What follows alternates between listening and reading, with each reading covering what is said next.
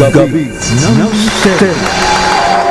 Ngayon naman, ay ibabahagi ko sa inyo itong panayam natin sa taong sinasabing siya ay lahing aswang. Kasama niya yung isa nating kaibigan, si Shaman Tupe. At ito yung panayam natin kay Ma'am Glory Jane na sinasabing siya raw ay lahing aswang. Pero kaiba dun sa paniniwala ng karamihan na dapat siyang katakutan dahil siya mismo ay meron siyang misyon na ibahin yung imahe, yung pagkakilala ng taong bayan sa mga aswang. Hindi dapat katakutan, kundi ay sila, sa panig ni Ma'am Glory Jane, ay gumagawa siya ng hakbang para tumulong sa tao. Ito yun. Hoy mga kamisteryo, ngayong gabing ito pag-usapan natin ng mga kakaibang paksa tungkol sa paranormal. Nasa ating ngayong tabi, of course, si Ma'am Jane, si Ma'am Glory Jane, and si Brother Shaman Tupe. Ma'am Jane, muli magandang gabi sa iyo. Kumusta ka na? Ito, napakabuti pa rin Yeah. para sa lahat. Hello po sa lahat. And of Yeah. course, si Brother Shaman, kumusta ka na? Magandang gabi po sa inyong lahat. Yan, itabi mo ng konti yan. Itabi Para, mo eh. ayan. Maganda yung tandem nitong dalawa eh. Ito ay shaman, yung isa ay isa ring shaman.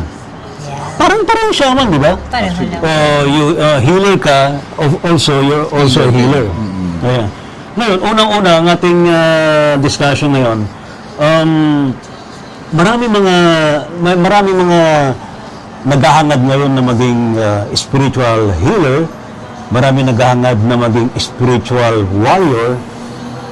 Ma'am Jane, ano ang recommendation mo so far? Ano yung first step na dapat nilang gawin? Kung may calling, kung may Yes. panaginip, Oh, kung itapat may mo lang habig. siya, oo. Para sa akin kung unang hakbang is kung may calling, kung may panaginip, kung may mainit na palad, may kaisipan at lakas ng loob at may pananalig. Okay. Hindi lang basta pananalig, kundi lakas ng loob, tatag, tibay ng kaisipan at puso. Magiging manggagamot, magiging kombatero, o kung ano man ang nais mo. Hindi lang ito basta calling. Kumbaga, ito ay obligasyon, responsibilidad. Kung may puso ka para sa iyong kapwa, may tinatawag talaga tayong pwede kang maging katulad namin. Pero ilang years ka nang nagpa-practice ng ganito sa larangan spiritual? Since birth ba? Since Hindi, ako childhood? kasi pinanganak ako ng Sabado de Gloria. So, Kaya pala Yeah. Glory Jane ang pangalan. Yeah. At ang Ayun, lahi- nalaman na natin. Oo. at ang lahi talaga namin ay nagpapaanak at albularyo. So, nagpapasapi. Para sa amin, walang camera noon. Nagpapasapi, kinakausap kung sinong nasa katawan. Kung elemento o kung aswang, hindi kami madamot. Kung ano lang ang gusto ng panahon at ang kapalaran. Kung ito'y karma, parusa. Kung ito'y nasa kaisipan na pagtulong sa kapwa o elemento. Hindi para ito ipagdamot. Kumbaga, ang habilin sa akin ay ipakita na maluwag ito para sa mga gustong matuto. Pero ipinasa sa iyo ito. Itinuro sa akin, 9 years old, nagpapasapi, nagpapaanak. Para sa akin, ang puso ang importante. So, Pero meron lang kasing ibang connotation sa sapi. When you say sapi, ano yung pinapasapi sa tao? ang pagpapasabi ay isang proseso upang malaman kung may gumagambala, kung may elemento o kaluluwa na gustong may pag-usap. Hindi dahil ang bahay ay malas, kundi hindi rin dahil ito ay swerte, kundi kung ano ang nandito, kung sino ang nandito sa bahay. O higit sa lahat, kung nasa lugar ay merong elemento na gustong may pag-usap. Kaya ang parating panawag ang pinaka-importante. Panawag, sino ang nandito, bakit ka nandito, anong kailangan mo, gusto mo So bang meaning, tumawid. yung pasapi, talagang doon mo nadidetect kung ano yung problema. Oo, pero yun ay walang gadget. Oo, wala, So, wala, oo. nagsimula talaga ako sa Actually, ito palad. yung tinatawag na traditional methodology, no? Yeah. Mhm. So, ang aming sandata noon ay ang sigarilyo ang dahon. Mhm. And, okay, 9 years old, tutupiin ang dahon, iyosi tatawagin ko ikaybay kapre, o di kaya ay pagtapik sa pasyente na kailangang pasapian. Mhm. So hanggang ngayon, yun pa rin ang tinuturo ko. Walang Latin, walang librong binabasa. Yes. So, mula noon hanggang ngayon may panuso. Ayan. So, yan po si Ma'am Jane, mga kaibigan. Si Brother Shaman, Shaman Tupe, ikaw, kailan ka ba nag-start nito? Actually, siguro nung first year, second sem, nung bumigay yung katawan ko, naranasan ko yung near-death experience. Nag-near death ka? Oo, nakita ko yung sarili ko doon sa kama. Paano ka nag-near death? Na-aksidente ka? Hindi, humina yung katawan ko, lahat bumagsak. Tapos nung nakita ko yung dinala ko sa ospital, nakita ko lang yung sarili ko nakayanan sa kama. Tapos may umawak sa akin lalaki, lumipad kami. Tapos Okay. may mga vision ako na may kausap ako, si Jesus Christ, kausap ko si Mama Mary. Pero that time, nung nagising ako, hindi ko pa alam na may calling na pala ako. So, nabuksan yung third eye ko, nakakita ako ng mga spirito, tsaka mga laman lupa. Pati, kasi meron akong tinatawag na yung vision kasi parang balintataw. Nakikita ko yung mangyayari pa lang. May ganun akong vision eh. Tsaka nakikita ko yung imprint ng nakaraan. Oh. So, nung nagkaroon ako ng calling nung may nakilala akong manggagamot na sinabing, meron ka na. Enhance mo na lang hanggang sa nalaman ko na divino pala ako. Kasi sabi nga nila, pag divino raw, andyan may makikita ka mga anghel na pwede maging gabay mo or swerte mo kung makikita mo rin yung talagang yung Diyos natin. Ganon. Doon ako So, nung nag-start. nag-near death ka, Brother Shaman Tupe, nakarating ka ba sa langit mo? Actually, hindi pa totally langit yun eh. Parang napuntahan ko lang is yung talagang sinatawag ng purgatorio kung saan napupunta lahat yung mga kaluluwa na nag-aantay ng time nila. Tapos doon kasi titignan kung gaano kabigat yung kasalanan mo tsaka kung gaano karaming kabutihan na ginawa mo. Ayun. Ganon yung napuntahan ko. So- Tapos yung pagbalik ko, doon ko na nalaman na pwede na pala ako manggamot. So, nagsimula ka rin sa gamutan? Oo. Tapos hanggang sa may nagturo sa akin ng orasyon, tapos nag-alaga ako ng mga medalyon na nagiging sandata ko. Pero usually ang kadalasan na ginagawa ko talaga is praying, dasal. Ganon. Meron bang time na nag-atubili kayo na tanggapin yung kanyang mission?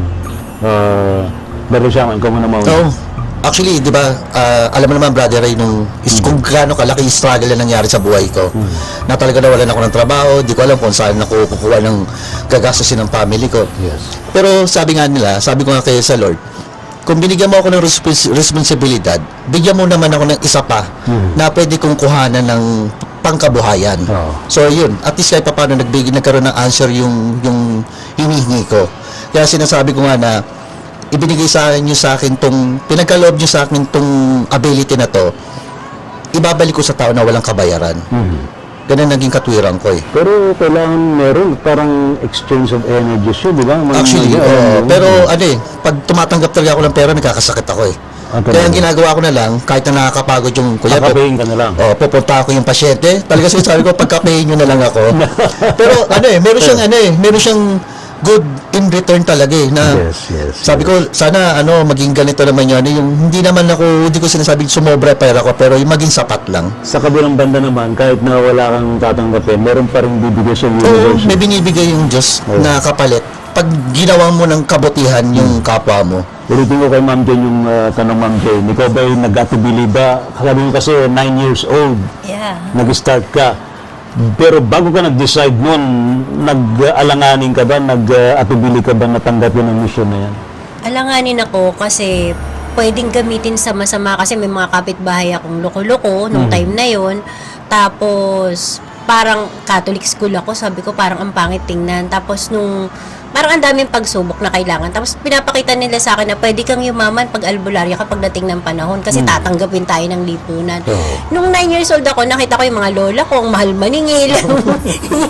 Tapos yun, nilalapag lang yung pera dyan, naglalao, kinukuha ng loko-lokong kapre. Para sa akin kasi, parang ang panahon na yun ay ang mga gamutan ay purong pagsubok, kalokohan. Tapos sabi ko, bakit kalokohan? Kasi yung kapre, kitang-kita mo, mahilig sa pera eh. Hindi pa nalalaglag yung ballpen, naglalaho na. Tapos, yung trabaho ko, ilabas yung diwende na maliit, hawakan ko. Sabi ko, parang napaka-imposible naman.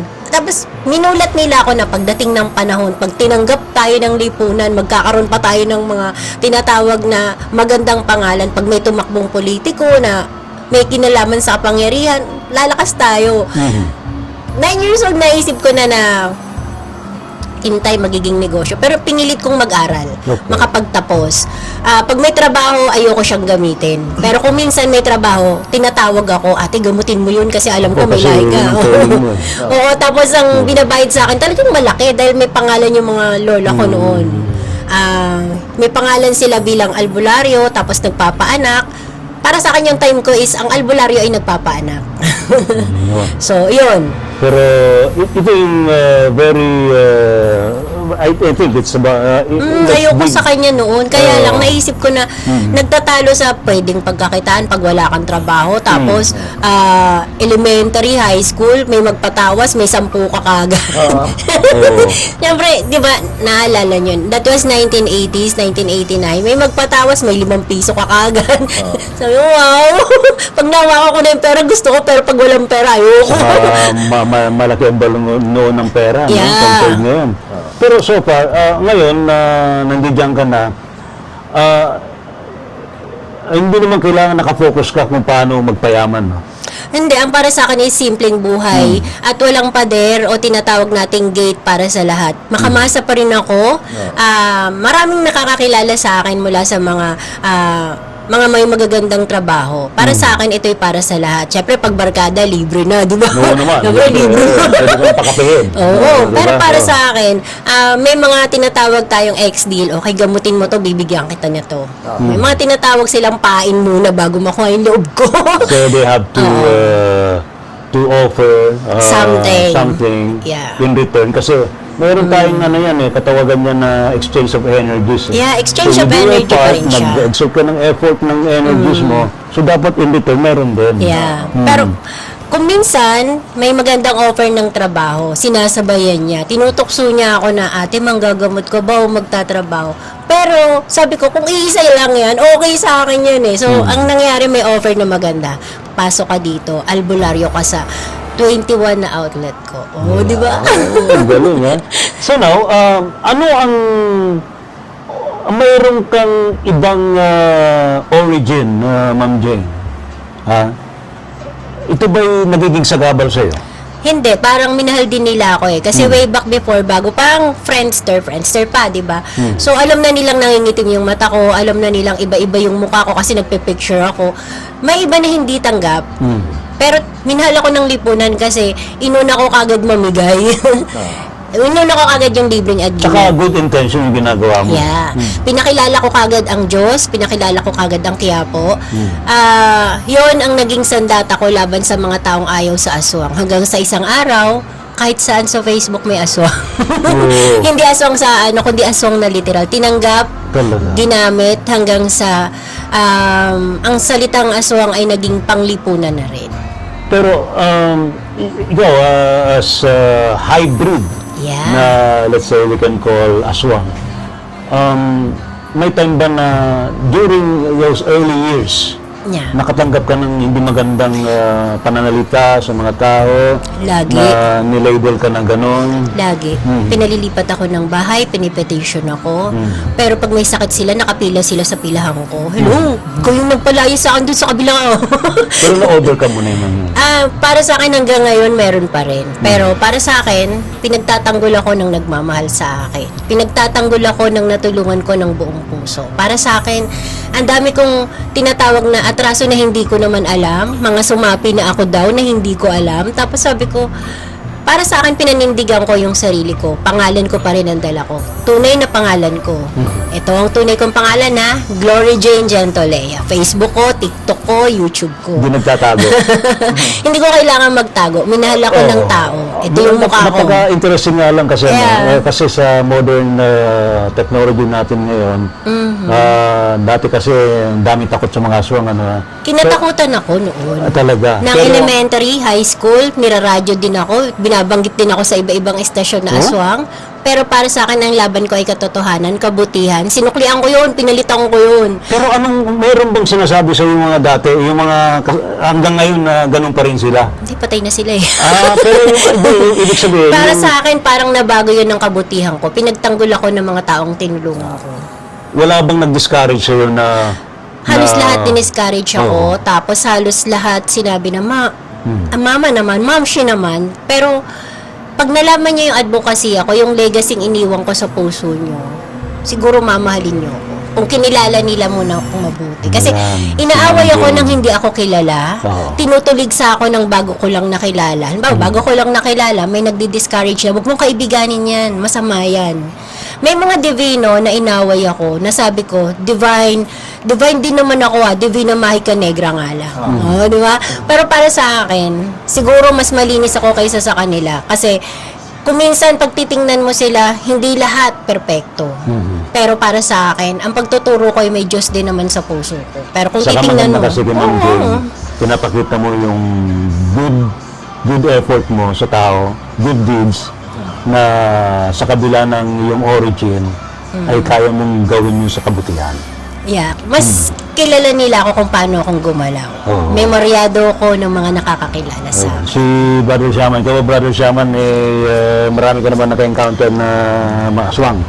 Actually, lagi ako may nakakaharap niyan. Pero syempre, alam nila kung ano yung kakayahan ko. Alam ko rin kung ano yung kakayahan nila. Kumbaga, nire-respeto ko na lang sila. Nire-respeto din nila ako. Kasi hindi naman pwedeng, ayoko yung kumbaga parang hindi ko sila kailangang husgahan. Hindi na, aswang ka, masama ka na kaagad. Actually, yun ang keyword eh. Respect. Oo. Di ba? If we respect other people, dapat kung gusto mong respetuhin ka, rumispeto pa rin ang kapwa. Kahit yung mga katadong ibang mga tao na sinasabi lang, Shaman, meron kasing may elemento rito sa bahay namin ganyan. Sabi ko, kailangan nyo pa bang makita ang isang bagay bago nyo i-respeto? Tama, oo. Pero ang Diyos ba, nakita nyo na? Pero hindi, di ba? Pero nire-respeto nyo. Nire-respeto Ganun lang. natin, oo. Kumbaga, lahat ng nandito sa mundo, hindi yan parang putok sa buho na bigla lang lumitaw. May mga reason yan kung bakit sila nandyan, kung bakit may tao ang mundo. Kaya dapat lang i-respeto. May nagtatanong tuloy kay Ma'am Jane. Ma'am Jane ba, ikaw ba nagpapalit ba ng anyo? Para sa akin, ang kapasidad ko, minsan hindi ko kontrolado yung sabi mo nga kanina, sobrang tanda. Tapos habang tumatagal, gumaganda. Ay, gumaganda ba? Ganun nga rin Oo.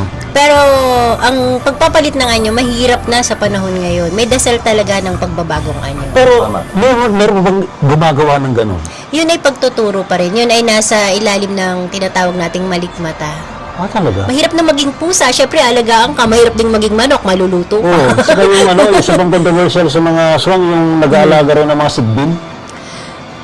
Kayang-kaya naming magpaalaga ng sigbin kung yun ay pagpapayaman, prosperity, abundance. Pero may batas pa rin na sinusunod ng tao. Ang pananalig pa rin sa Diyos ang pinaka-importante. Meron namang sigbin na yun ang anyo. Meron naman talaga na kailangan mo dahil nahirapan ka sa buhay. Pero para sa akin, ang sigbin talaga ay para lang sa may gusto nito. At may nilalaanan. Well, Shaman, sige. Kasi nung nagra-run yung program mo, napatingin ako sa kaliwa, nakita ko yung alaga ewan ko alaga mo Ate Jane eh. May aso eh. May aso siya, may aso na nakatabi sa kanya eh. Ni Ma'am Jane. Oo, may aso eh. Kaya sabi napatingin akong gano'n sa kaliwa ko, sabi ko, yung alaga ni Ate Jane, baka alaga. Pero ano siya, maamo ah. Naka-ano lang siya, naka-ano lang siya sa Sabi naman lapag. ni Ma'am Jane, break ka lang ha. Oo. Hindi ka tayo. nararamdaman. Kaya nga eh. dito, sobrang Inaano ka, no? Parang inaano ka sa likod mo. ito ko, nakainin ko to. Pero nakikita mo siya, Ma'am Jane. Hindi ko pwedeng tingnan. Hindi. Hirap ding magkatinginan ng Oo. Talaga? Pero ibang tao nakikita may kasama ako, inahayaan ko lang. Kahit nung pumunta nga ako na Iloilo no, brother, kahit hindi ako kilala, kasi meron akong nakinamit din na mag-ina, talagang bungad sa akin nung bata, ayan na si kuya. Tapos kuya, ngayon parang ang tagal na daw ako inaantay. Kaya sabi ko, parang ate, parang kilala kagad ako ng bata. Tapos sinaway siya nung nanay niya na, ano ka ba? Bumubating si kuya kasi may yan, gumagano. Sabi ko, hindi naman ako kaaway. Ito, ewan ko lang masasagot ni Ma'am Jane to. Kasi very popular yung kwento tungkol sa kay Teniente Timo ng Dueñas. Oo. Totoo ba? Sabi pinagsimulan daw ng aswang. Para sa akin, Origin daw ng mga aswang. madaling sabihin na origin siya ng aswang, pero bago pa ang mga mananakop, meron naman talaga. Sila ang mga manggagamot. Bago pa dumating yung mga Oo. Kastila. Andiyan Bago pa na. dumating ang mga Amerikano, Hapon. Oo. Biktima lang rin ang Teniente Guimon ng mga kwento. At higit sa lahat, sa kanya na focus. Dahil syempre, sa panahon ngayon, mas kinikilingan yung mga kwentong ganyan. Ako Para naman sa hindi ako naniniwala na ganun nangyari. No? Kasi may pelikula si Manilyn Reyes ba, na ganun daw ang ginawa dun sa lugar. Sa may sa lugar na yun. Sa TV Patrol. Ayoko na magbanggit ng pangalan kasi malilabel lang. Para sa akin kasi ng- bilang respeto ng rin lugar. sa lahat, ang mundo ay bilog nga at para sa lahat. Kung merong Teniente Guimon, merong Maria Labo o may Corazon ng unang aswang, ibig sabihin, nasa mga nagkukwento yan.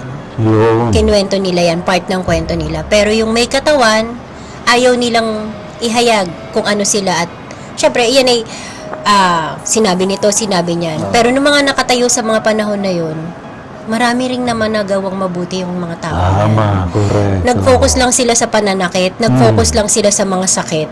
Katulad ng pangalan ko, nag-focus sila sa pinagdaanan ko at pinagmulan ko, hindi sa nagawa kong mabuti. Doon kanya i-label. Alam ko na pagdating ng panahon, hahanapin nila yung kwentong masama ko.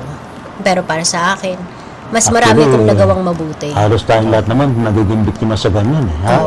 Ang tinitingnan yung bad side, hindi tinitingnan yung good side na mas marami. Mas malaking nagawa. Tsaka nag-iba kasi yung imahe ng aswang nung inano sa pelikula eh. Oo.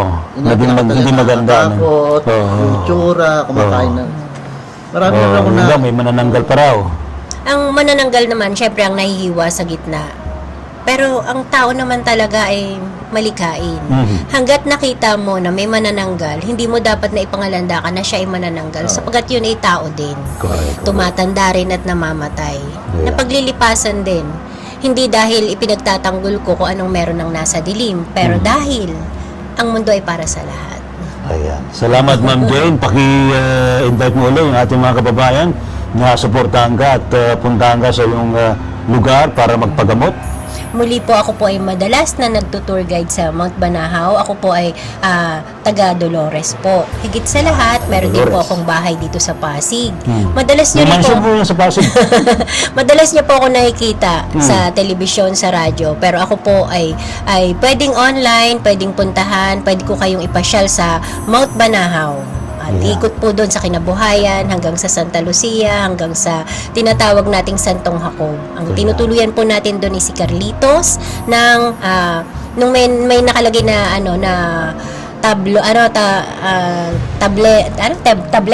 tablet ni Macaria Sakay na merong San Benitong nakaupo, meron po dong balon na patay na walang tubig. Ayan. Pero siya man, muli, please invite yung ating mga listeners and viewers. Yun. Muli ko pong iniimbitahan na subaybayan po yung mga ghost hunting na ginagawa ko sa YouTube and sa Facebook. Bali simple lang ginagawa ko, ipakita lang yung tama at gawin lang yung dapat bilang isang ghost hunter. Tsaka spiritual healer. Yun po. Si Shaman Tapos sa kanyang YouTube channel, mga kaibigan. Maraming salamat Ma'am Jane. Thank you so much sa iyo. And of course, si Brother Shaman. Thank you!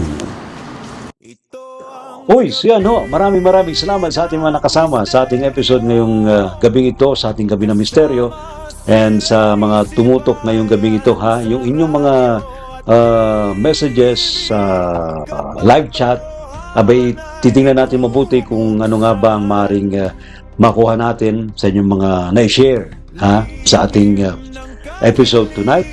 And maraming salamat sa ating mga nakasama sa ating episode sa gabi ng misteryo, sina Ma'am Elday Reed, Boss Wino, si Shaman Tupe, si Ma'am Glory Jane, and of course yung ating mga kasamahan sa DCRH na talagang hindi nila ininda ang ano man ang sabihin sa kanila dahil sa, based naman yung sa karanasan, di ba? Sina Noche Cacas and Edwin Duque. And sa lahat po ng ating mga kababayan, huwag po ninyong kaliligtaan, sa buwan ng Hunyo, mayroon pa rin tayong mga naka-line up na paksa natin pag-uusapan dito sa Gabi ng Misteryo. And maybe one of these days, one of these Saturdays, pag-usapan naman natin ang tungkol sa aliens and UFOs sa mundo ng tao. Ayan.